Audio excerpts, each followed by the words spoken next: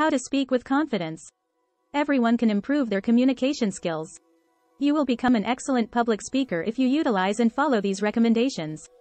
Glossophobia, or the fear of speaking in front of a group, affects up to 75% of the population. You can conquer obstacles and stumbling blocks with appropriate preparation and assistance. I will assist you in seeing speaking in a new light, relieving much of your fear and putting you in charge. It's critical to remember that no matter how excellent you become, the audience is always the priority. The finest speeches are conversational and aggressively encourage discussion and response.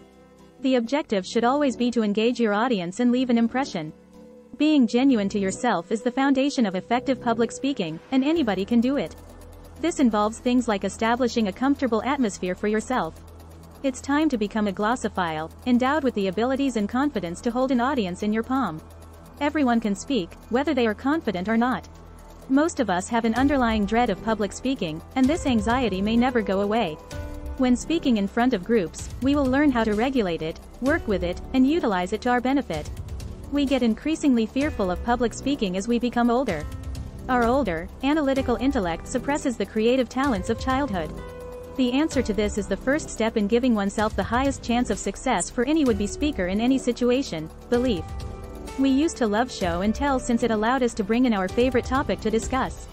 Each of us was a natural orator, amusing and captivating an interested audience. What gave us the courage to speak out without weeks of planning, worry, and overthinking? A show and tell is a collection of stories told by someone enthusiastic about something. They utilize their own words rather than prompts or phrases written by others.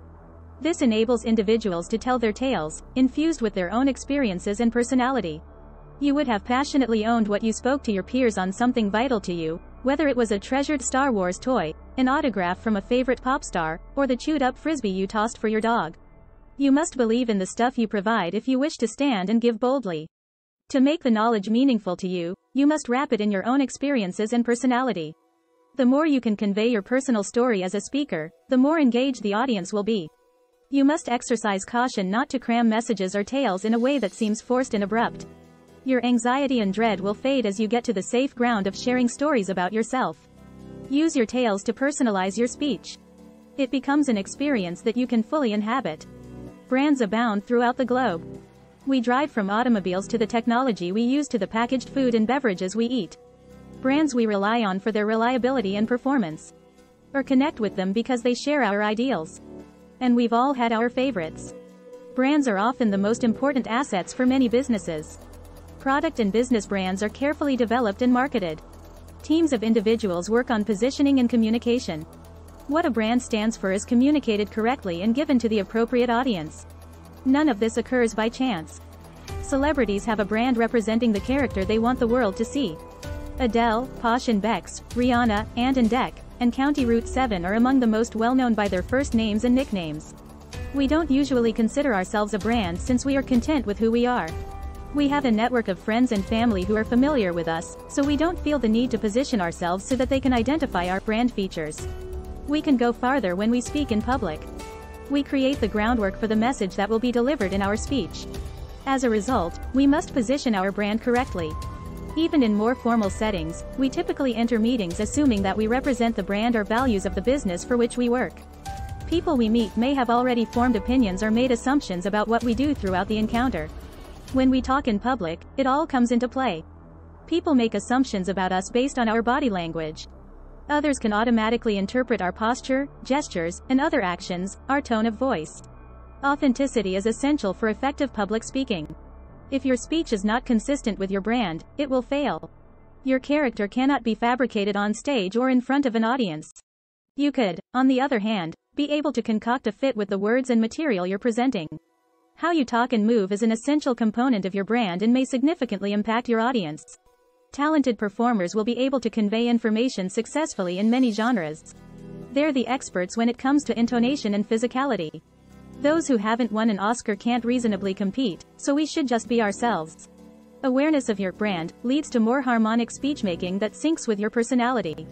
The more you plan and prepare for this, the more comfortable you'll feel in front of an audience. Knowing your brand and style is a terrific start when writing and presenting a speech. But what exactly does it entail? It may seem intimidating, but it isn't. To begin, just ask yourself what makes you feel comfortable. Whether you like it or not, the features of your brand are sure to be influenced by the impressions of others. I can assist you by using the positive and neutral words that others have used to describe you. Allow them to control how you write the material and deliver your speech. The finest speakers use elements of themselves to help them give speeches. These aspects of oneself enhance to provide the most satisfactory performance. Following your natural demeanor will guarantee that the style and substance of your remarks are authentic. Visualize how you will deliver each section of the speech as you write. This will help your workflow and its delivery when it comes to speaking. Getting your brand in order should begin far earlier in the process than the day of your speech. Always build your speech with your brand, and how you want to portray your brand's traits, in mind. A thorough grasp of your brand will explain the speaker's style and how it should be arranged while writing your talk. Consider how your body language during a speech complements your brand and ideals. Check that the way you present your messaging complements rather than contradicts your brand. Some of the points you make in a speech will be essential, even sacred. Before you provide those little messages, consider how they will fit into your brand. What are the points at which you want your audience to relax? The more at ease you are with them, the better your speech will go. How do you ensure that your body language reflects your messages? If you don't think about these things before giving your speech, some of the arguments you're attempting to convey may be undercut accidentally by your nonverbal communication. You haven't determined how those little messages integrate into your brand. The success of every public speech is determined by factors other than the words said.